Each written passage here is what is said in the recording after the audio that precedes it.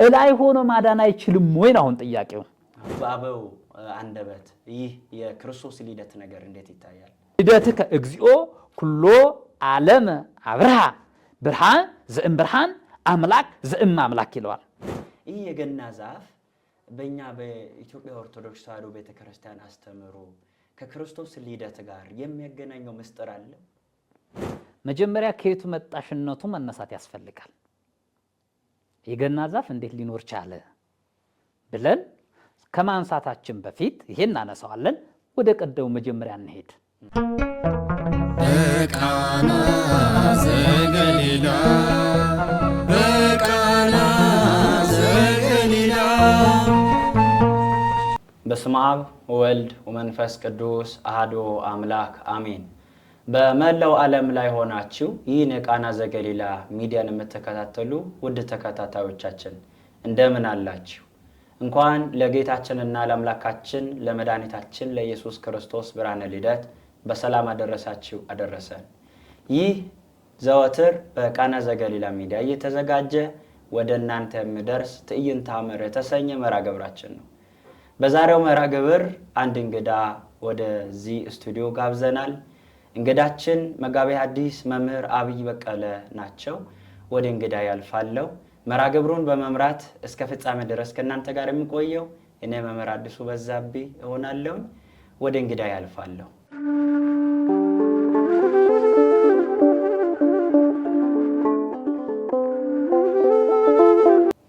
እንግዳዬ እንኳን ደህና መጡ። እንኳን ደህና ጠበቃችሁ። እንኳን ለጌታችንና ለመድኃኒታችን ለኢየሱስ ክርስቶስ ብርሃነ ልደት በሰላም አደረሰዎት። እንኳንም አብሮ አደረሰን። ሁላችንም እንኳን አብሮ አደረሰን። እግዚአብሔር የተመሰገነ ይሁን። አሜን። እንዴት ነው የገና በዓል አከባበር ዘንድሮ? የበዓሉ አከባበር ሁኔታ እርሶ ጋር ምን ይመስላል? እንዴት እያሳለፉት ነው በዓሉ? ያው የምናየው እንደ ቤተ ክርስቲያን ነው።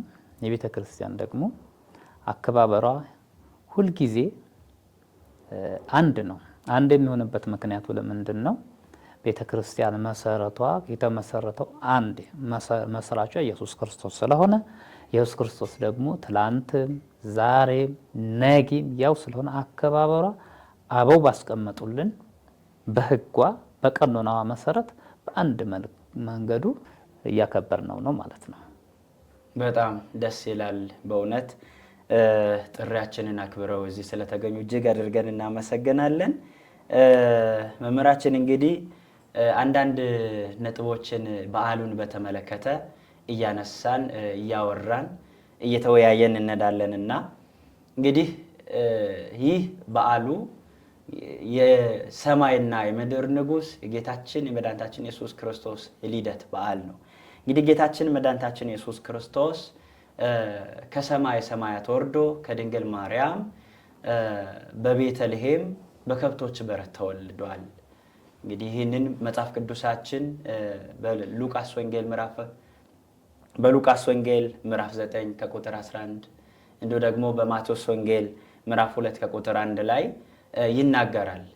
እና እዚህ ላይ የምናነሳው ነገር መምህር ኢየሱስ ክርስቶስ እንግዲህ አዳም ከበደለው በኋላ ኃጢአት ከሰራ በኋላ በሰማይ ሰማያት ሆኖ በዙፋኑ ሆኖ አድኜሃለሁ፣ ኃጢአትን ይቅር ብዬልሃለሁ በማለት ብቻ በሰማይ በዙፋኑ ሆኖ ማዳን የሚችል ሁሉን ቻይ አምላክ ነው። እና ሁሉን ቻይ አምላክ ሆኖ እያለ ሳይወለድ ማዳን እየቻለ ለምን መወለድ አስፈለገው? ለምን በከብቶች በረት መተኛት አስፈለገው? እና ለምን ተወለደ የሚለውን እስቲ እናንሳ። በጣም ጥሩ ወቅታዊ የሆነ መነሳት ያለበት ጥያቄ ነው። ለምን ተወለደ የሚለው ነገር ስናነሳ መጀመሪያ የኢየሱስ ክርስቶስ መወለድን ጥቅሙን የምናውቀው የምንረዳው መውደቁን በደንብ ስንረዳ ነው። መንኮታኮቱ በደንብ ስንረዳ ነው። አንድን ነገር መጎዳቱን በደንብ ካልታወቀ መዳኑን ወይም ደግሞ መፈወሱን አይታወቅም። ስለዚህ መጀመሪያ የአዳም ውድቀት አስመረ የምንናገረው ነገር ነው። ሁለተኛ ደረጃ ላይ ደግሞ ከአፈጣጠሩ ስንጀምር አፈጣጠሩ ላይ ስንጀምር የሰው ልጅን ወገብሮ ቅዱስ አባ ጊዮርጊስ ዘጋሽታው ወገብሮ ለሰብ በዘዚሃው አርአያ ወአምሳል ይለዋል። ሰውን በአርአያውና በአምሳሉ ፈጠረው። ወገብሮ ለአዳም በዘዚው በአርአያው በአምሳል ፈጠረው ብሎ በሰዓታቱ ላይ ያስቀምጣል። በዘዚው አርአያው አምሳል ማለት ነው በራሱ አርአያው ፈጠረው ማለት ነው። ያ አምሳያውስ ምንድነው የሚሉ ነገሮች ያስተነትናሉ። እነዚህ ነገሮች ብዙ ሊቃውንት በጉባኤ ቤትም እንደነገሩን ከሆነ ምንድነው የሰው ልጅ ከእግዚአብሔር ጋር የሚያመሳስለው ብዙ ምሳሌዎች አሉት። ከሱም ጋር ደግሞ የወሰዳቸው ብዙ ባህሪያት አሉ። ከነኚህ ባህሪያቱ አንዱ ገዥነትን ነው። የሰው ልጅ ሲፈጠር ከሰማይ በታች ከምድር በላይ ያሉትን ነገሮች በሙሉ እንዲገዛ ፈጥሮታል። ስልጣንም ሰጥቶታል። ያችን የተሰጠውን ስልጣን አልበቃኝ የሚል ህሊናው በውስጡ ነው የመጣበት። ብዙን ጊዜ የሰው ውድቀት፣ ብዙን ጊዜ የሰው ልጅ ወደ ታች የሚወርደው የተሰጠውን ነገር ካለማወቅ የተነሳ ነው። የሚያምርብንን ለቀን የሚያምረንን ከመፈለጋችን አንጻር ነው። ስለዚህ አዳምም ደግሞ የሚያምርበትን ሳይሆን የሚያምረውን ፈለገ። የማያምርበት ምንድነው? አዳም አምላክ መሆን አያምርበትም፣ ፈጣሪ መሆን አያምርበትም። ለምን? ፍጡር ነው። ስለዚህ የፍጡርን ስራ መስራት እንጂ የፈጣሪን ስራ መስራት አይችልም። ስለዚህ ያ ሁሉ የተሰጠው እንስሳቱ፣ አዋፋቱ፣ አትክልቱ በሙሉ የሚሰግዱለት የሚገዙለት በሙሉ ነበሩ። እንዲሁም በመጽሐፈ አክሲማሮስ ላይ ሲያስቀምጥ ቅዱስ ኤጲፋኒዎስ እንዳስቀምጠው እንስሳቱን በሙሉ ስም አውጣልን ብለው ስም ካወጣላቸው በኋላ አርደን ብላን አልበጠጣን ይሉት ነበር። ይሄ ሲሉት ይሄ ገዥነቱ ነው። መጥተው ተንበርክከው ይሰግዱለት ነበር ይላል። ይሄ የተሰጠው ነው። ለምን? ሁሉም ፍጥረት ለአምላክ ሲሰግድ በውክልና ደግሞ ለሰውም ልጆች ይሰግዱለት ነበር። ያቺኛውን በዚያች በክብሩ የነበረው የማያምርበትን ፈልጎ በሚያምረው ነገር ለእርሱ በሚያምረው ነገር አምላክነትን ፈለገ። የፈጣሪን ትምህርት ለቆ የፈጣሪን አስተምሮ ለቆ የሰይጣንን አስተምሮ ፈለገ። ከዛ ወደቀ። እንደወደቀ ግን አልቀረም። አሁን አዳም ያካሄደው መፈንቅለ አምላክ ነው በዘመናዊ ቋንቋ። ምክንያቱም መፈንቅለ መንግስት ብለን እንደምናውቀው ሁሉ መፈንቅለ አምላክ ነው አዳም ያካሄደው። ይህ ያካሄደው መፈንቅለ አምላክ ደግሞ በጌትነቱ ሲመጡበት አይወድም። ለምን? ገደብ አለ። ስለዚህ ያችኛው ነገር ስላደረገ ምን ተደረገ? እንዲወድቅ ተደረገ።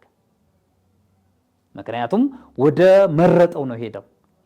የፈጣሪን አስተምሮ ለቆ የፍጡርን አስተምሮ ስለፈለገ ወደ ፍጡር ሄደ። ፍጡር ደግሞ ጨካኝ ነው። ፍጡር በባህሪው ጨካኝ ነው። ስለዚህ ወደ ፍጡር ሲሄድ ወደቀ፣ አለቀሰ። ለ100 ዓመት በሙሉ ምን ሆነ ማለት ነው? ባህር ውስጥ ገብቶ ንስሐ ገባ። ንስሐ ሲገባ ነው እንግዲህ መወለድ የመጣው። ወደታችን እንደምናየው ለምን ተወለደ የሚለው ነገር ስናመጣ እዛ ሆኖ ማዳን አይችልም ወይ ብለ ስናመጣ እዚህ ላይ ነው የሚነሳው። ከ100 ዓመት በኋላ 5500 ዘመን ሲፈጸም ከልጅ ልጅ ተወልጄ አድንሃለሁ የሚል ቃል ኪዳን አለ። የገባለት ቃል ኪዳን አለ። ያ ቃል ኪዳን የመጣው ግን የአዳም ሱታፊ ያለበት፣ የአዳም ድነት የአዳም ሱታፊ ያለበት። ለምን? አዳምም መፈንቅለ አምላክ ነው ያካሄደው፣ ሳጥናኤልም መፈንቅለ አምላክ ነው ያካሄደው። ሁለቱም አምላክን በመበደል አምላክነትን በመፈለግ ሁለቱም ልዩነት የላቸውም፣ እኩል ናቸው። ልዩነታቸው የቱ ጋር ነው? ሳጥናኤል በበደሉ በኃጢአቱ ጸንቶ መኖር፣ በክህደቱ ጸንቶ መኖር። አዳም ደግሞ በሰራው ስተት ማመን፣ መጸጸት፣ ማልቀስ፣ ንስሐ መግባት። ስለዚህ ንስሐ ገባ፣ ለእርሱ ድነት ተገኘለት። ምን? 5500 ዘመን ሲፈጸም አድንሃለሁ የሚለውን እላይ ሆኖ ማዳን አይችልም ወይ? አሁን ጥያቄው እዚህ ላይ የቤተ ክርስቲያናችን ሊቅ ቅዱስ ቄርሎስ እንዲለዋል አልቦ ዘይክል አድኅኖተ ሰብ ዘእንበለ ፈጣሪ ዘተሰባ ፈጣሪ ሰው ካልሆነ በስተቀር ፈጣሪ የሰውን ባህሪ ካልተዋሃደ በስተቀር ፈጣሪን የሰውን ስጋ የሰውን ማንነትን ካላነሳ በስተቀር ሰውን ማዳን የሚችል የለም ይላል። ስለዚህ ሰው መሆን አለበት ማለት ነው። ሰው አዳምን ለማዳን ሰው አለ አይደለም ወይ? ሰው መሆን ለምን አስፈለገ ቢል ጥያቄ የሚነሳል እዚህ ላይ። ሌሎች ሰዎችስ አሉ አይደለም ወይ? መስዋዕት የሰው ሱባኤ ቆጠሩ ባዕት ገብተው የአምላክ መወለድ የፈልጉ አሉ። እነሱ ለምን አላዳኑም ነው? አሁን ማዳን የሚችለው የአምላክነትን ባህሪ ያለው አምላክ የሆነ የሰውነትን ባህሪ ያለው ሰው የሆነ በሰውም በአምላክም በፈጣሪነትም መካከል የሆነ ማለት ሰውም የሆነ አምላክም የሆነ ያስፈልጋል። የሰው ልጅ ድነት ከሰው አቅም በላይ ነው። ከሰው አቅም በላይ ብቻ ሳይሆን ከፍጡር አቅም በላይ ነው። ስለዚህ ምን ያስፈልጋል ማለት ነው? የሰውን አምላክ ሰው መሆን ያስፈልጋል ማለት ነው። ይህ ነው ሚስጢሩ። ደግሞ ስናመጣው ሰው ባይሆን ኑሮ ዲያብሎስ የሚያነሳው ጥያቄ ነበር። ምንድነው? እኔ በባህሪ የወሰድኩትን እኔ በባህሪ በሕግ የረታሁትን በኃይል ነጠቀኝል ነበር። በባህሪ በሕግ ነው የነጠቅኩት። አላስገደድኩም፣ አላስጨነቅኩም። አስተምሬ ነው አስፈቅጄ ነው የሰው ልጅ የኔ ባሪያ ያደረኩት። ስለዚህ እሱ ደግሞ ምን ያደረገኝል ነበር? አስጨንቆኝ በአምላክነቱን በፈጣሪነቱ በጌትነቱን ተማምኖ ወሰደብኝ፣ ነጠቀኝል ነበር። ስለዚህ ሚስጢሩን ከሚስጢር ጋር ለማደላደል በስጋ ከይሲ ተሰውሮ ገብቶ አዳምን እንደጣለው ሁሉ ሰይጣን በስጋ ሰብ ደግሞ ተወስኖ በስጋ ሰብ አድሮ ስጋ ሰብን ተዋህዶ የሰውን ባህሪውን አድርጎ አምላክ አዳነን ማለት ነው። ተወለደ ማለት መወለድ ያስፈለገው ለዚህ ነው። ሁለተኛ ደረጃ ትንቢት ስላለ የተወለደ ትንቢት ስላለ የመጀመሪያ እርሱ ቃል ኪዳን አለ። ሁለተኛ ደረጃ ትንቢት አለ። ትንቢቱ ምንድነው? ናሁ ድንግል ትጸንስ ወትወልድ ወልደ ወተሰይምዮ ስምዖን አማኑኤል። ስለዚህ እነሆ ድንግል በድንግልና ትጸንሳለች፣ ወንድ ልጅም ትወልዳለች፣ ስሙንም አማኑኤል ይሉታል። ይህም ሕዝቡን ከጭንቀታቸው ከበደላቸው ከኃጢአታቸው የሚያድናቸው ነው ይላል። ይህ ትንቢት አለ። ይህ ትንቢት ደግሞ ትንቢት የተነገረው ሰው በራሱ ፍቃድ አይደለም። እግዚአብሔር በቅዱሳኑ መላእክት ላይ አድሮ በቅዱሳን መላእክት አማካኝነት ለሰው ልጆች የሰው ልጆች ደግሞ በወቅቱ ለነበሩት እግዚአብሔር ለሚያመልኩት ሁሉ ይህንን ትንቢት ይነግራቸው ነበር፣ ያስተምሩ ነበር። ይህኛው ትንቢት ለመፈጸም ሶስተኛ ደረጃ ደግሞ ሰው ለምን ሆነ ብለን ደግሞ ካነሳን የዲያብሎስ ምን ነበር? ሽንገላ ነበር። ቅዱስ ዮሐንስ በመልእክቱ ላይ እንዲህ ይላል፣ ወበእንተዝ አስተርአየ ወልደ እግዚአብሔር እንዘ ይሰዓር ግብሮ ለዲያብሎስ። የዲያብሎስን ስራ ይሽር ዘንድ የእግዚአብሔር ልጅ ተወለደ። የእግዚአብሔር ልጅ የእመቤታችን ልጅ ነው። የእግዚአብሔር ልጅ የሰው ልጅ ነው። የሰው ልጅ ደግሞ የእግዚአብሔር ልጅ ነው። ስለዚህ የዲያብሎስን ስራ ይሽር ዘንድ ማለት አምላክ ትሆናለህ ብሎታል። አምላክነትን ሊሰጠው ለሰው ልጅ ፊት የጸጋ ነበር የሰው ልጅ ገዥነት አምላክነት። አሁን ግን የባህሪ ሊያደርግለት ማለት ነው። የባህሪ አምላክ ነው። አሁን የሰው ልጅ እኛን ሳይሆን እኛ የጸጋ በዚች ምድር ላይ ኢየሱስ ክርስቶስ የሰው ልጅ ነው። ፍጹም ሰው ነው፣ ፍጹም አምላክ ነው። ስለዚህ ፍጹም ያ የተመኘውን አምላክነት የሰው ልጅ ስጋ የሰው ልጅ ህሊና የተሰጠውን አምላክነት ፍጹም ሊያደርግለት ሰው ሆነ፣ ተዋሃደ ማለት ነው። አራተኛ ደረጃ ላይ ደግሞ የጠፋውን ለመፈለግ የጠፋውን ሉቃስ ላይ እንደተቀመጠው የጠፋው ልጅ ታሪክ አለ አይደል እንዴ? የጠፋው ልጅ ታሪክ አለ፣ ጠፍቶ ነበር። ስለዚህ የጠፋውን ሰው ለመፈለግ ሰው መሆን ያስፈልጋል።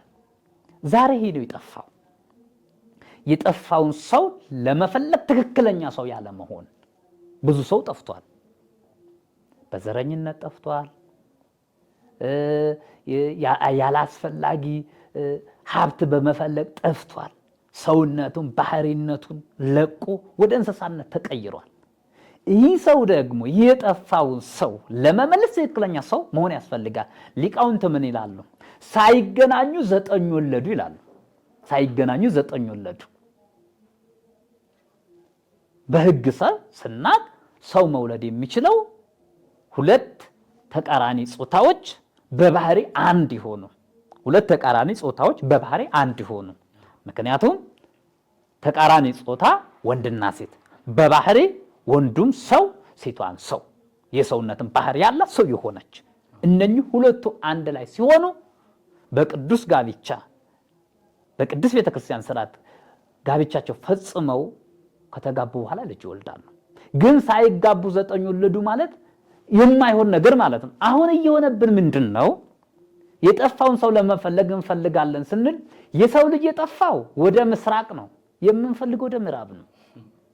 የጠፋው ወደ ሰሜን ከሆነ የምንፈልገው ወደ ምዕራብ ነው፣ ወደ ደቡብ ነው። ስለዚህ ትክክለኛ መጀመሪያ መጥፋቱን ወደ ጠፋበት ሰው መድብ ለምን እንደጠፋ ማወቅ፣ ከዛ ደግሞ የጠፋውን ሰው መመለስ፣ ይህ ነው የሚያስፈልገው። ስለዚህ ኢየሱስ ክርስቶስ የሰው ልጅ መጥፋቱን አምላክ እንደመሆኑ እንዴት እንደጠፋ ስለሚያውቅ የጠፋበትን መንገድ ስለተረዳው ስላወቀው የባህሪው እምቅድሜ ፍጥሮ ለአዳም የአምር ግብሮ አዳምን ሳይፈጥረው በፊት አዳምን ከምድር አፈር ሳያፈጀው በፊት የአዳም ባህሪን ያውቃል። መውጣቱን መውረዱን መግባቱን እንዴት እንደሆነ ባህሪው ያውቃል የሚለው እንኳን እኛ እንዲገባን ነው እንጂ የሱ የሚገልጠው አይደለም። ስለዚህ ወዴት እንዴት እንደሚያድነው ስለሚያውቅ መወለዱን ወደ ጠፋበት ትክክለኛው ፈልጎ ምንድነው ሰው ሆነ ማለት ነው። ሰይጣን እኮ ዲያብሎስ እኮ ያልዳነው ወደ ጠፋበት ቦታ ሳይታወቅ ሳይሆን የጠፋበት አጥፋፉ ስለማያምር ነው፣ ስንሳም ስለማልገባ። ስለዚህ የጠፋውን ሰው ለመፈለግ አምላክ ሰው ሆነ ማለት ነው። አምላክ ሰው ሆነ፣ ሰው ደግሞ አምላክ ሆነ ማለት ነው። በዚህ ነው የሚታየው። ለዚህ ነው አባቶቻችን መውደቅ ሰይጣናዊ ነው፣ መነሳት አዳማዊ ነው የሚሉት ማለት ነው። ስለዚህ የጠፋውን የሰው ልጅ አዳምን ለማዳን ሰው መሆን ያስፈልጋል። በጣም የሚገርም ነው። ቃልዎት ያሰማልን፣ አስበ መምህራንን ያድልልን። እንግዲህ ከክርስቶስ ልደት ረድኤቱን በረከቱን ይክፈለን። ሌላው በዛው አያይዘን አንድ ነገር እናነሳለን። እንግዲህ የጌታችን የመድኃኒታችን ኢየሱስ ክርስቶስ ልደትን ነገር ወይም ደግሞ የልደቱን ነገር ሊቃውንት አባቶቻችን ምን ብለውታል? ወይ ደግሞ በአበው አንደበት ይህ የክርስቶስ ልደት ነገር እንዴት ይታያል? ስለ ጌታችን ኢየሱስ ክርስቶስ ልደት እንደ እንግዳ ደራሽ አይደለም፣ እንደ ውሃም ደራሽ አይደለም። ሱባኤ የተገባበት ዘመን የተቆጠረበት ነው። አበው ብለን ስንጀምር ከአዳም ነው የምንጀምረው። ምክንያቱም አዳም የሁሉም ነገር መሰረት ስለሆነ መወለዱን አዳም ያውቃል፣ ተናግሯል። ከዛ ደግሞ በሕገ ልቦና እንደሚወለድ ያውቃሉ። እንደሚያውቁም እኮ የምናውቀው እንዴት ነው ካልን ወርቅ፣ ከርቤ፣ ዕጣኑን ሰብአ ሰገል ያመጡትን ከአዳም ተያይዞ የመጣ ነው። ስለዚህ አዳም እንደሚወለድ አውቆ መጽሐፍ ባይጻፍም እንኳን በሕገ ልቦና ቢመሩም እንኳን ልቦናቸው ብሩህ ስለነበር በዚህ ተያይዞ ከአዳም የጀመረውን እስከ መልከ ጼዴቅ ደርሷል። ከዛ ከሙሴ ነው መጽሐፍ የጀመረው። ከሙሴ መጽሐፍ መጀመር ከጀመረ በኋላ በትንቢት መልክ ተነግሯል።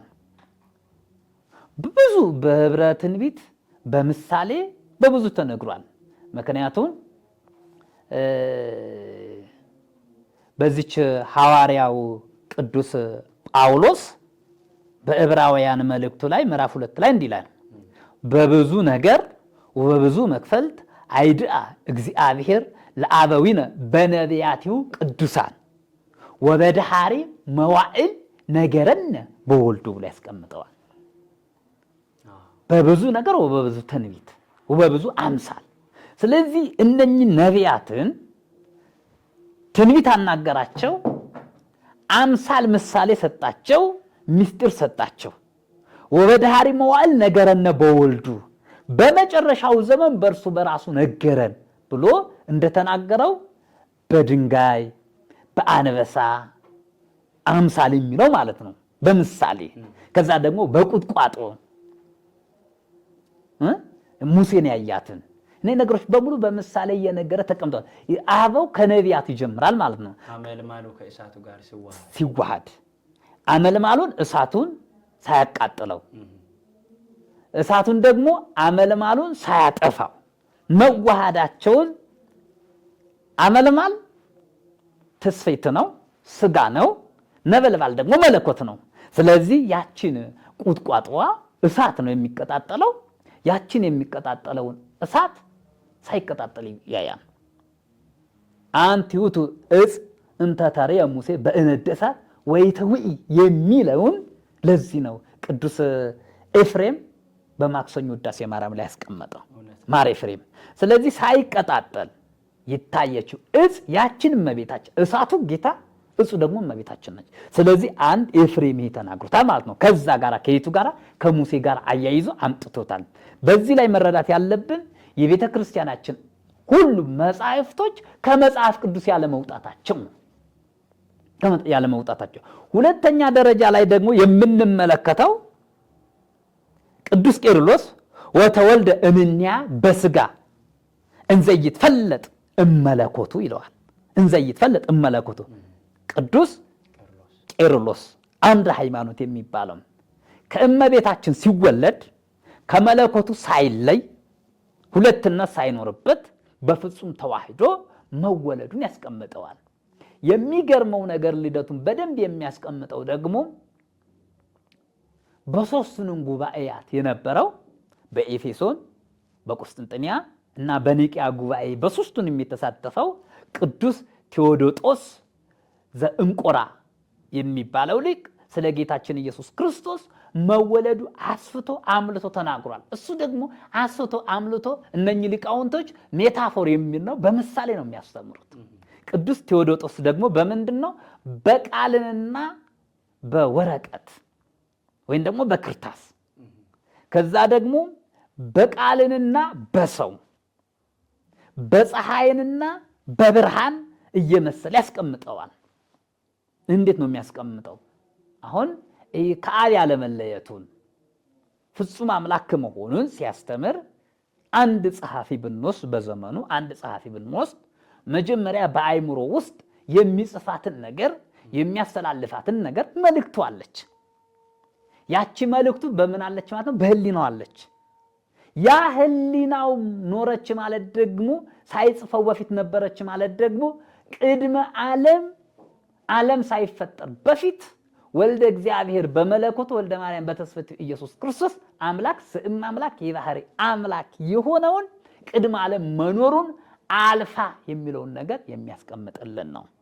በህሊና መኖሩ። ስለዚህ በህሊና መኖሩ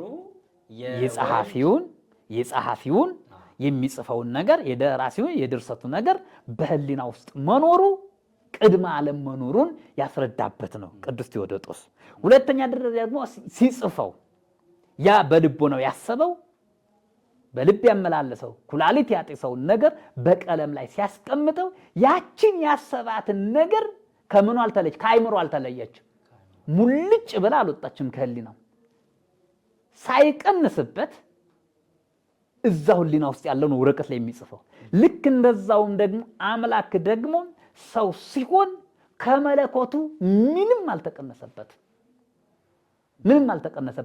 በላይ ሳይጎድል ሳይጨመር ተወለደ ማለት ነው። ይሄኛው ያመጣል።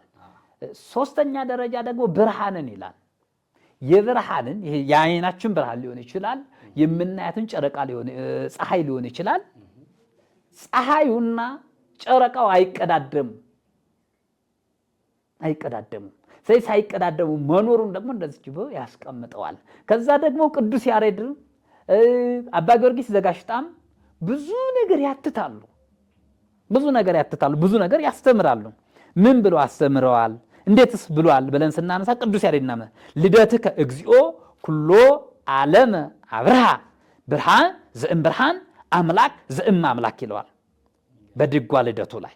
አሁን ዛሬም በሚነገረው ላይ በሚዘመረው ላይ ትምህርት በሚሰጠው ላይ ልደትከ እግዚኦ ኩሎ ዓለም አብርሃ ብርሃን ዘእም ብርሃን አምላክ ዘእም አምላክ ይለዋል። ምን ማለት ነው?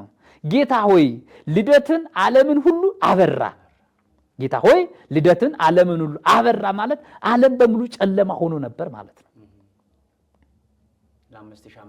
ጨለማ ነው። ለዚህ ነው ነቢያቱ በትንቢታቸው ጽድቅነ ኮነ ከመ ልብሰ ትክቶ ያሉት። ጽድቃችን እንደ መርገም ጨርቅ ሆነ ማለት ዋጋ የለውም። ምክንያቱም ዋጋ አለው ፍጹም ድነት የለውም ነው። ወነፍሶሙ ሙሰ ለጻድቃን ውስተ እደ እግዚአብሔር ወኢለከፎሙ ላዕበ እሳት ስቃየ እሳት ገሃነመ እሳት ላይ ያስቀምጠዋል። ስለዚህ እነርሱ በእደ እግዚአብሔር ይኖራሉ። ቢኖሩም እንኳን እነ ኢሳያስ በመጋዝ ሲተረተሩ፣ እነ ዳንኤል በአንበሳ ጉድጓድ ሲጣሉ፣ ሌሎችም በድንጋይ ሲወገሩ ምንም ጥቅም የለውም። እኛ ድነናል፣ ሌላውን ማዳን አልቻልንም። እነ ሙሴ ባህርን ቢከፍሉ ይህ ተአምር ነገር ቢያደርጉ እንኳን ምንም ነገር የለውም። ስለዚህ ምን ሆነ ማለት ነው? ዋጋ የለውም፣ ጨለማ ነው ማለት ነው። ያ ጨለማ ማለት ዋጋ የሚያሰጠው ነገር የተገኘው ከእርሱ ነው ማለት ነው። ከብርሃን የተገኘ ብርሃን፣ ከአምላክ የተገኘ አምላክ ብሎ ያስቀምጠዋል ማለት ነው። ስለዚህ ሊቃውንቱ በብዙ ሁኔታ አይተውታል፣ በብዙ ሁኔታ አስፍተው አምልተው አስተምረውታል ማለት ነው። በጣም ይገርማል። ስለዚህ የክርስቶስ ልደት እንግዲህ እንደ ውሃ ፈሳሽ እንደ እንግዳ ደራሽ አይደለም። በትንቢት ሲነገር የመጣ ሊቃውንትም ደግሞ በመጽሐፍ ቅዱስ የተጻፈውን አምጥተው በስፋት እየተረጎሙ በምስጢር እያመሰጠሩ እና አባ ጊዮርጊስ ዘጋስጫ እነ ቅዱስ ኤፍሬም ሌሎቹም ደግሞ እንደዚሁ እንዳስቀመጡ ነው እንግዲህ መምህር ያብራሩልንና በጣም ይገርማል። ከአበው ከቅዱሳን አበው አንዱ አባ ጊዮርጊስ አባ ሕርያቆስ በቅዳሴ ማርያም ላይ የማይደፈር ግሩም ነው፣ በእኛ ዘንድ ግን ትሁት ነው፣ የማይዳሰስ እሳት ነው፣ እኛ ግን ዳሰስ ነው፣ ከእርሱ ጋር በላን ጠጣን ይላል እና እሱን ከእርሱ ጋር መብላት መጠጣት አይደለም። በጣም የሚገርመው ሊቃውንት አባቶቻችን ሲናገሩ እርሱን ራሱን በላ ነው ጠጣ ነው። ዘበላ ስጋዬ ወሰተ ደሜ በሕይወተ ዘላለም ብሏልና ብሎም ደግሞ ስጋውን ደሙን ሰጥቶናል። ይህን ስጋውን ደሙን የሰጠን ደግሞ ከድንግል ማርያም የነሳውን ነው ብለው ያብራራሉ። በእውነት በጣም ድንቅ ነው። ይሄኛውን ነገር የእንትናን የቅዱስ አባ ሕርያቆስን አስተምሮ አባ ጊዮርጊስ ዘጋሽጣ በመጽሐፈ ምስጢር ላይ ድንቅ በሆነ ነገር እንዲህ ይለዋል። ኦ መንክር ዘኢይትገሰስ ተገሰ ወዘኢትሃዝ ተዘይዘ ወዘኢትዐወቅ ተዐውቀ ይለዋል። ስለዚህ የማይዳሰሰው ተዳሰሰ፣ የማይጨበጠው ተጨበጠ። ምክንያቱም መለኮት በመለኮትነቱ መዳሰስ አይቻልም። ምክንያቱም የማይዳሰስ አካል አለው ማለት አይደለም፣ ዝርዋ አይደለም፣ አካል አለው። ምን አይነት ረቂቅ የሆነ አካል፣ በሰው ልጅ ግን የሚዳሰስ አይደለም። የማይጨበጥ የማይዳሰስ ረቂቅ አካል ረቂቅ አካል ነው፣ አካል አለው። ከዛ ደግሞ ወዘይትህዝ ተሄዘ፣ የማይያዘውን ተያዘ። ማን ነው የሚይዘው? ፈጣሪ እኮ ነው። ለምንድን ነው የሚያዘው? እንዴትስ ነው የሚያዘው? አንድን ነገር ለመያዝ ከሚያዘው ነገር በላይ ሆኖ መገኘት ያስፈልጋል። ስለዚህ እቺ መነሳንስ ከሷ ስለምበልጥ ይዣታለሁ። ይህም ቤት ግን መያዝ አልችልም። ለምን? ቤቱ ከኔ አቅም በላይ ስለሆነ የሚያዝ የሚጨበጥ መሆን አለበት። ስለዚህ የማይያዘውን ተያዘ ማለት እንደ ሰው ሆኖ ሰው አክሎ በሰው ተያዘ ማለት ሌላ ምስጢሩ ምንድነው? እነኚህ ወንበዴዎችን ያዙት፣ ደበደቡት የሚለው ነገር ለማምጣት ነው ማለት። ወዘኢትዐወቅ ተዐውቀ፣ በባህሪ የማይታወቅ በዓለም ሙሉ የሆነው። ምክንያቱም ምስራቅ፣ ምዕራብ፣ ሰሜን፣ ደቡብ የማይወሰንለት እርሱ ተያዘ። የማይታወቀው ታወቀ ማለት ግልጥ ያልሆነው ማለት ነው። ስውር የሆነውም ተገለጠ ብሎ ያጠናክረዋል ማለት ነው። ይገርማል። ሊቃውንት እርስ በርሳቸው በእንዲህ አይነት በምስጢር ይግባባሉ፣ ይስማማሉ ማለት ነው። እና በጣም የክርስቶስ ልደት ነገር እውነት ተቀርቶ የማያልቅ ምስጢር ነው እና ለዚህ ልደት አንክሮ ይገባል። ቃለ ሕይወት ያሰማልን መምህር። ከዚሁ ጋር ያይዘን አንድ ነገር እናነሳለን። እንግዲህ የክርስቶስ ልደት ሲመጣ በየዓመቱ ታኅሳስ 28ም ታኅሳስ 29ም ገና ብለን እንግዲህ እናከብረዋለን እና በክርስትና እምነት ተከታዮች ዘንድ ይህ የገና በዓል እንዴት ይታያል? ክርስትና ብለን ስናነሳ ያው ፕሮቴስታንትም እኛ ክርስቲያኖች ነን ይላሉ፣ ካቶሊክም ራሳቸውን ያካትቱበታል። እኛ ደግሞ ኦርቶዶክሳውያንም የክርስቶስ ልደት እናከብራለን እና ከዚህ አንጻር እንዴት ይታያል? እንዴት እናየዋለን? የክርስቲያን በክርስቲያን እይታ ልደት እንዴት ይታያል? መነሻው ክርስትናን ክርስቲያን ለመባል ያበቃው ልደት ነው። ለምን? ክርስቶስ ብለን ነው ክርስቲያን የምንለው። በዚች በፍትሐ ነገሥታችን ላይ እርሱ መሲህ እንደሆነ ሁሉ እኛ መሲያውያን ነን፣ እርሱ ክርስቶስ እንደሆነ ሁሉ እኛ ክርስቲያን ነን ይላል። የክርስቲያን ሃይማኖቱ የተመሰረተው በክርስቶስ በመወለድ ላይ ነው፣ በምስጢረ ሥጋዌ ላይ ነው። ይህ ምስጢረ ሥጋዌ ደግሞ ከአንድ አካል ከሁለት አካል አንድ አካል ከሁለት ባህሪ አንድ ባህሪ ብለ የምታመልከው የኢትዮጵያ ኦርቶዶክስ ተዋሕዶ ቤተክርስቲያን የድህነቷ መጀመሪያም መጨረሻም ይህ ልደት ነው። ለምን?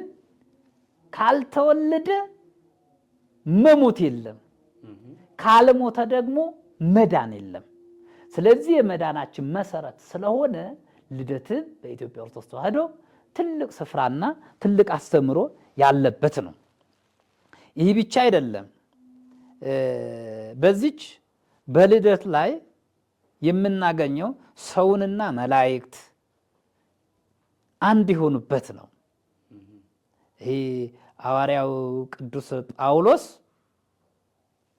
ወገብረ ሰላመ በልደቱ ይለዋል። አንድምታው ላይ ለውጡ ሲያነበው ወገብረ ሰላመ በልደቱ፣ በልደቱ ሰላምን አደረገ። ምን አይነት ሰላም? አሁን እንደ ሰላም ታየዋለች፣ እንደ ድህነት ታየዋለች፣ እንደ አንድነት ታየዋለች። ወገብረ ሰላመ በልደቱ ማለት እነኚህ ተለያይተው የነበሩትን 7 የተለያዩ ነገሮች ነበሩ። ለአብነት አክል ብናነሳ ሰውንና እግዚአብሔር፣ ሰውንና እግዚአብሔር፣ ያ የተለያዩ ሰውና እግዚአብሔር አንድ የሆኑት በምንድን ነው ማለት ነው? በክርስቶስ ነው። ለዚህ ነው ያ መልአክ በልደት ዕለት የሉቃስ ወንጌል ላይ ንዜን ወክሙ ዜና ሰናየ ዘይከውን ለኩሉ ሰብ፣ ዘይከውን ለኩሉ ነው እንዲህ ዘይከውን ለኩሉ፣ እነሆ ለሰው ሁሉ ለፍጥረት ሁሉ መልካም የሆነ ዜና እነግራቸዋለሁ። ምን አይነት ዜና? ሰው አምላክ ሆነ የሚለው ነው። ይህ ትልቅ ዜና በዳዊት እርሱን ጌታ ክርስቶስ ነው። እነኚህ ብሎ የተናገረው የተናገሩት መላእክት ለሰው ልጅ ነው። ለምን? ትልቅ ዜና ስለሆነ። ሁለተኛ ደረጃ ደግሞ ሰውና እግዚአብሔር ተጣልተው የነበሩት፣ ሰውና እግዚአብሔር ብቻ አይደለም የተጣሉት። የሰው ልጅ ከእግዚአብሔር ጋር ሲጣላ፣ የሰው ልጅ ከእግዚአብሔር ጋር ሲርቅ ከመላው ፍጥረት ጋር ተጣልቷል። አሁን በዘመኑ ቋንቋ ስንነጋገር አንድ ባላባት ከአንድ ጎረቤት ጋር ሲጣላ ትክክለኛ ባይሆን እንኳን ትክክል ነው ብለን ባንወስደውም እንኳን ቤተሰቡ በሙሉ እንደሚጣሉት ሁሉ አባወራው እግዚአብሔር የሰው ልጅን ስላስቀየመው ተጣሉ። ሰውና ማን? እግዚአብሔር። ያ በህብረት የነበሩት አርደ ብላን፣ አልበጠጣን፣ እንዘል፣ እንሸከም ብለው ከእግሩ ስር የሚሰግዱት እነ አንበሳ፣ እነ ዝንዶ፣ እነ ጅብ፣ እነኚህ በሙሉ ከሱ ጋር የነበሩት ተለያይተው ነበር፣ ተጣልተው ነበር። መልሰው ጠላት ሆኑበት። ፍቅር ነው ጠላት ሆነበት። ለምን ለፈጣሪህን ያልተመቸ ለማን አትሆንም? ለኔ አትሆንም፣ ለኛ አትሆንም ብለው ጸባያቸው ቀየሩ። ጅቡ ሊበላው መጣ፣ ዝንዶው ሊውጠው መጣ፣ እባቡ ሊነድፈው መጣ። ይሄ ጠባ ያላደፈባቸው እንደና አቡነ ተክለ ሃይማኖት፣ እንደና አቡነ ገብረ መንፈስ ቅዱስ፣ እንደና አባ ሳሙኤል ዘዋልድባ የአዳምን የእውነተኛ ባህሪ ጠባያቸው ያላደፈባቸው ከድህነትም በኋላ ቢሆን እንኳን የአዳም እውነተኛ ተፈጥሮ ቦታ ላይ ስለደረሱ በአንበሳው ላይ፣ በዝንዶው ላይ፣ በአናብርቱ ላይ የሚጓዙት የአዳምን የመጀመሪያ ባህሪን ለማመልከትም ጭምር ነው እንጂ ዝም ብሎ አቡነ አረጋዊ ዝንዶውን ሲዙት ዝንዶውን ፍቅር ኖሯቸው አይደለም። ጠባያቸው ትክክለኛ ንጹህ ያልወደቀውን የአዳማዊ ጠባይ ስለያዙ ነው። የመጀመሪያው አቡነ ገብረ መንፈስ ቅዱስም ከአንበሳው ጋራ ከአናብርቱ ጋራ ሲኖሩ ሲፋቀሩ የእግሩን ቲባ ሲልሱ እርሱን ሲታዘዝ የመጀመሪያውን የአዳም ባህሪ ቅዱስ የነበረውን ቅዱስ የሆነውን የሰውን ልጅ ባህሪ ቅድስናቸው ስለያዙ ነው። እነ ሳሙኤል ዘዋልድባም እንደዛ ናቸው። ስለዚህ ያ የተጣልቶ የነበረው አንድ የሆኑበት ነው። ለዚህ ነው ስብሐት ለእግዚአብሔር በሰማያት ወሰላም በምድር ስምረቱ ለሰብ።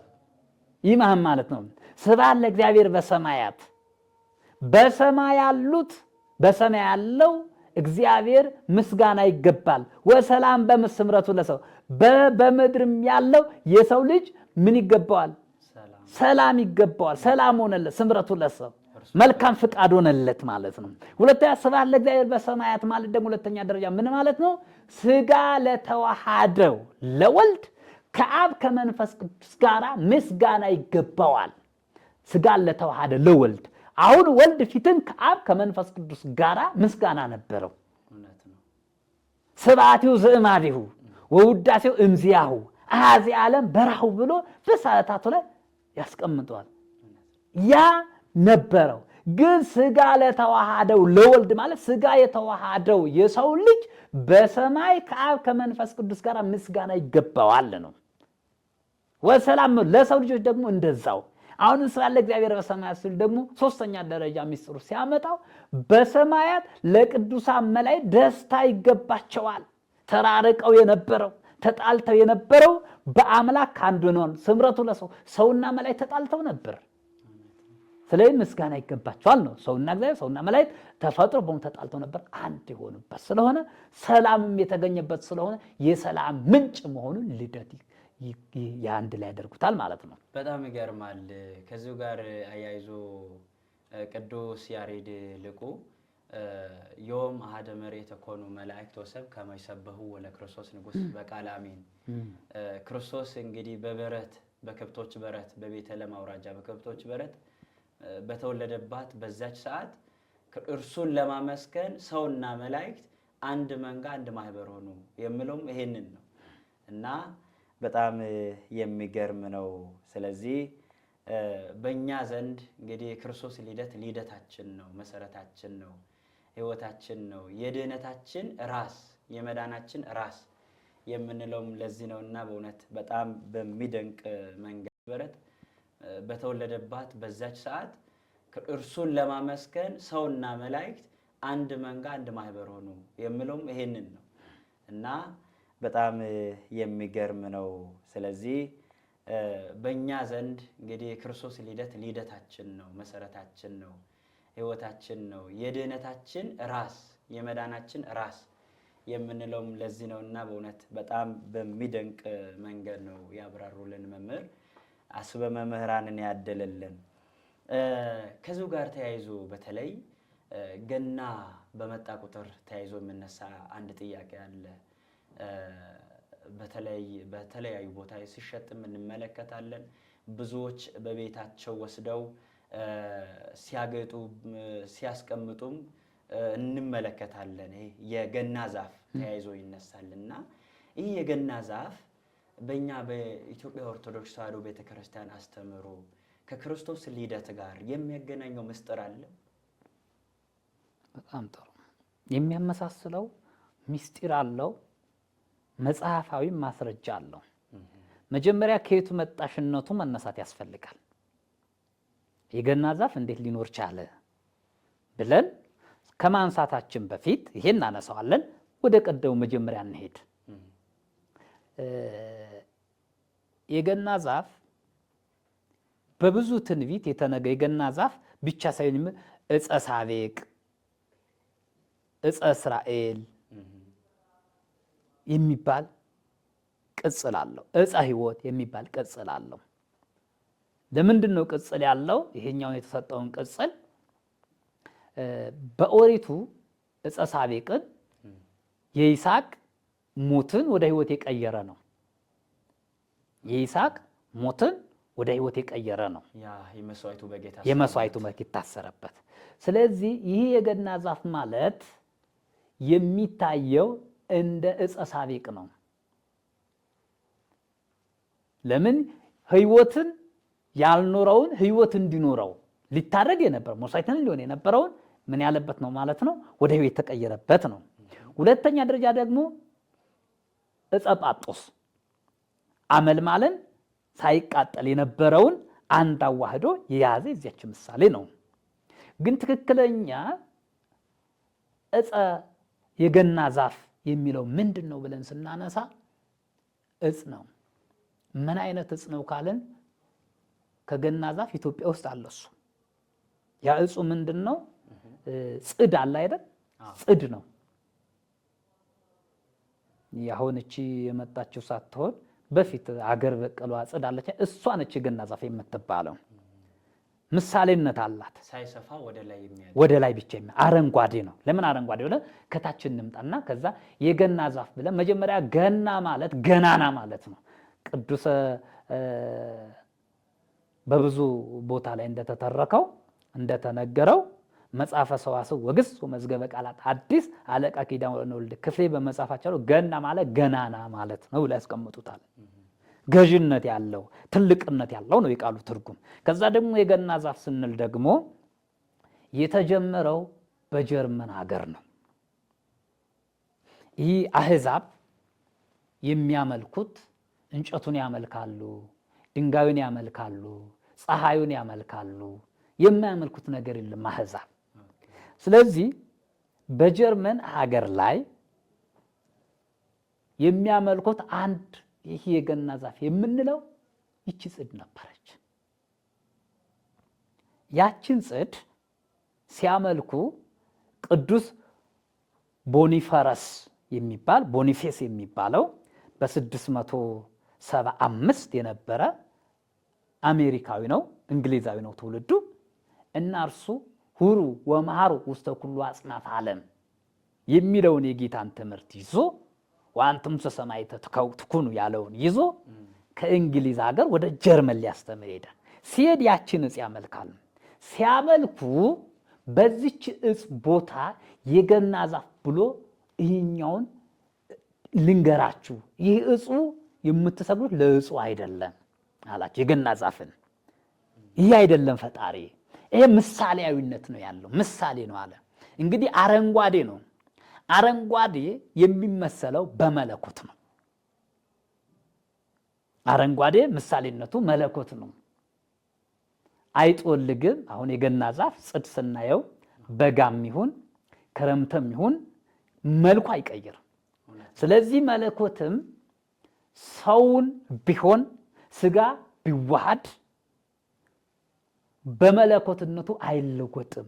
ሕያው ነው፣ ዘላለማዊ ነው፣ ጽኑ ነው የሚል አስተምሮ አለው። ለዛ ምሳሌ ነው።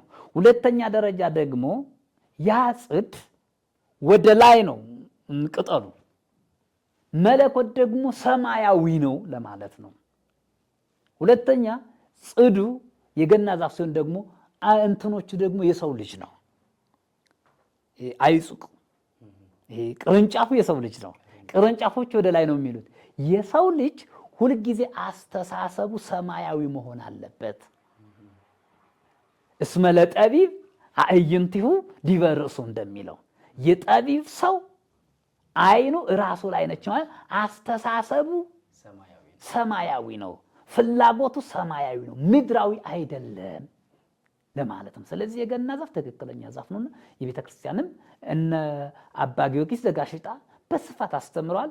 ቅዱስ ያሬድም ብዙ ሊቃውንቱ ስለ ገና ዛፍ ዛፉ ጌታችን ኢየሱስ ክርስቶስ መሆኑን በደንብ አስፍተው ተናግረዋል። ከዚህ ጋር ነው ከአስተምሯችን ጋር የገና ዛፍ ተብሎ የሚነገርለት ማለት ነው። በጣም የሚገርም ነው። ስለዚህ ይህ ቅዱሱ ከእንግሊዝ ወደ ጀርመን ተጉዞ ያስተማረው ትምህርት በመጽሐፍ ቅዱሳችን የሐዋርያው ቅዱስ ጳውሎስን ትምህርትን እንድናስታውስ ያደርገናል። እንግዲህ ወደ ግሪክ ሄዶ ግሪክ እንግዲህ የፍልስፍና ምንጭ ነው።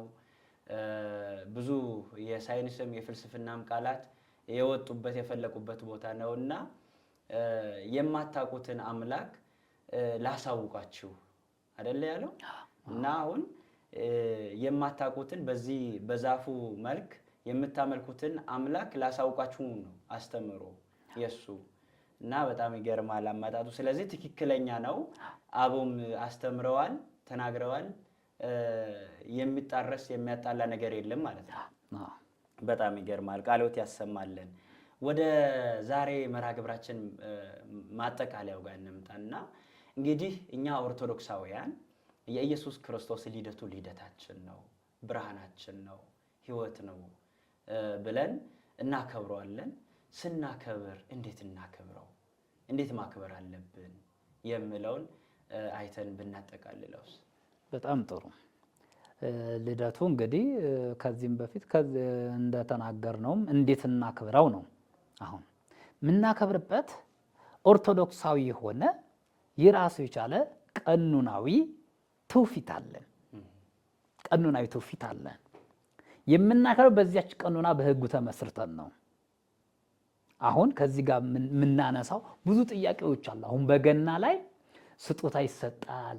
ምን ይላል ምን ይላል? ቤተክርስቲያን ይኬዳል። ከየት የመጣ ነው ብለን ስናነሳ በመጀመሪያ ይህንን በዓል ስናከብር ፍጹም ክርስቲያን የሆነ ማክበር አለብን። ፍጹም ክርስቲያን የሆነን አከበርን ማለት ደግሞ ከክርስትናው በኋላ ክርስቲያናዊ ነው ማለት አይደለም። ትክክለኛ ሰው መሆን ያስፈልጋል። ትክክለኛ ሰው የትኛው ሰው ነው ካልን ለሰው ልጅ ክብርን፣ ለሰው ልጅ ማንነትን የሚጨነቅ ሰው፣ ይህ ዘረኝነትን የተወገደበት፣ አድመኝነትን የተወገደበት፣ አስመሳይነትን የተወገደበት፣ ፍቅረ ነዋይን የተወገደበት ትክክለኛ ልደት ማክበር አለብን።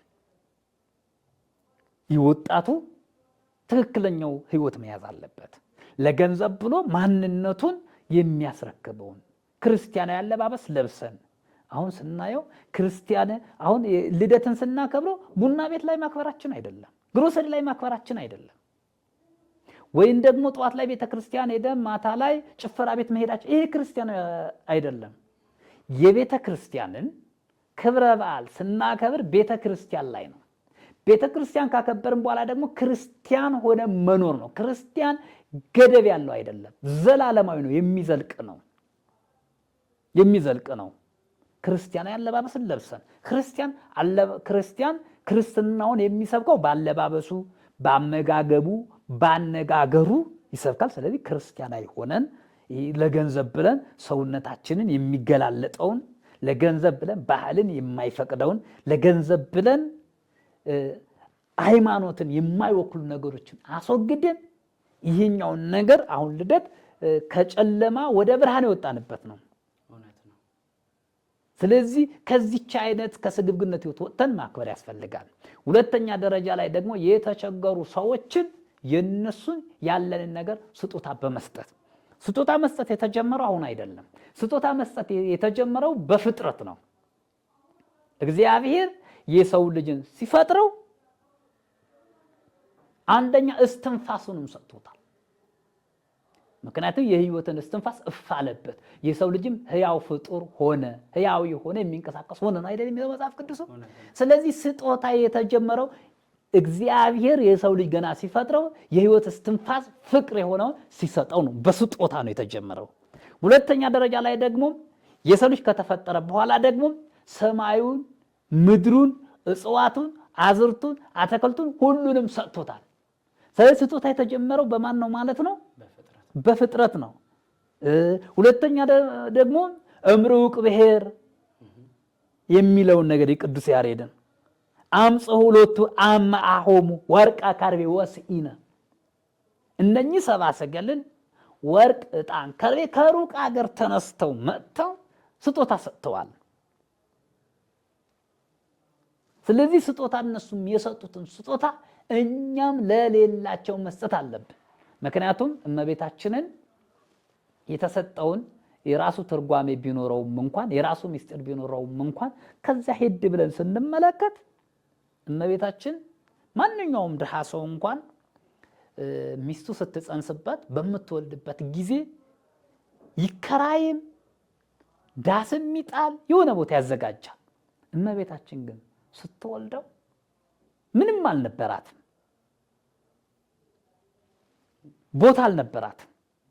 ያችኛው ምንም የሌላትን እመቤታችን ከሩቅ አገር ምስራቅ የመጡ ሰብአ ሰገልን ወርቅ ዕጣን ከርቤ አምጥተው እጅ መንሻ ሰጥተዋል። ይህኛው ማብነት ይዘን እኛ ምንም ለሌላቸው ሰዎች ያለንን ነገር ማካፈል ያስፈልጋል። ቅዱስ ዮሐንስ አፈወርቅ እንዲህ ብሎ ያስቀምጠዋል።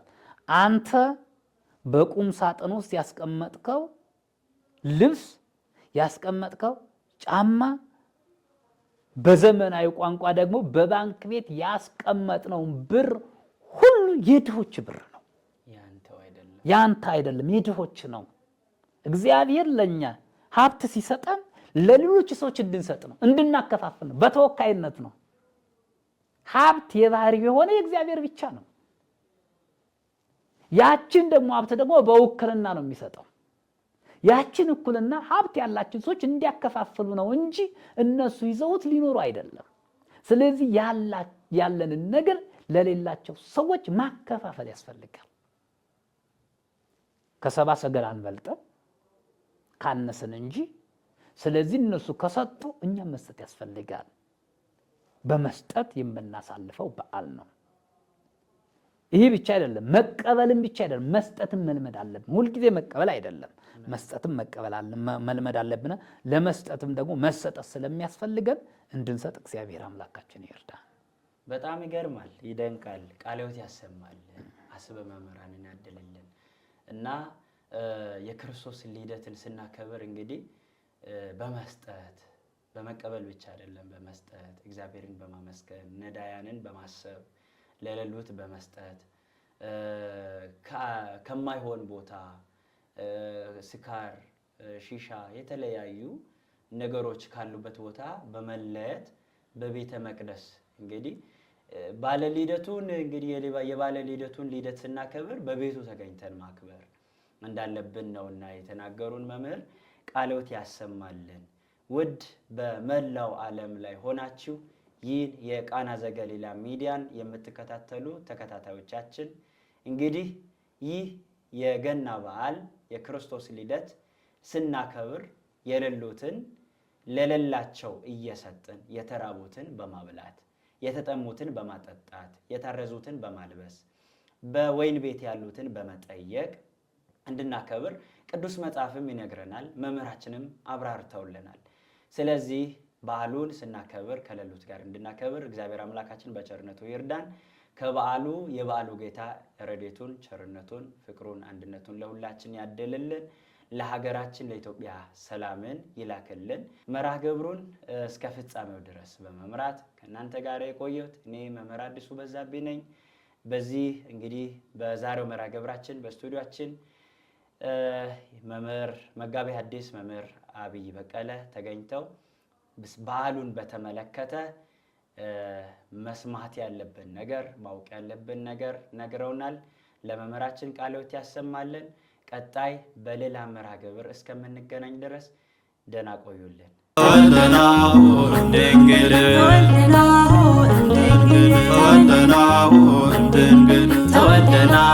እምድንግል ሲነገር ነበረ በነቢያት አፍ ተወልደናሁ እምድንግል አንዱ በእግዚአብሔር አንዱ በመንፈስ ተወልደናሁ እምድንግል አንድ ቀን እንዲሆን ፀሐይ እንዲወጣ ተወልደናሁ እምድንግል የናፈቅነው ንጉሥ ሥጋ ለብሶ መጣ። ወልደናሁ ድንግል ወልደናሁ ድንግል ወልደናሁ ድንግል ወልደናሁ ድንግል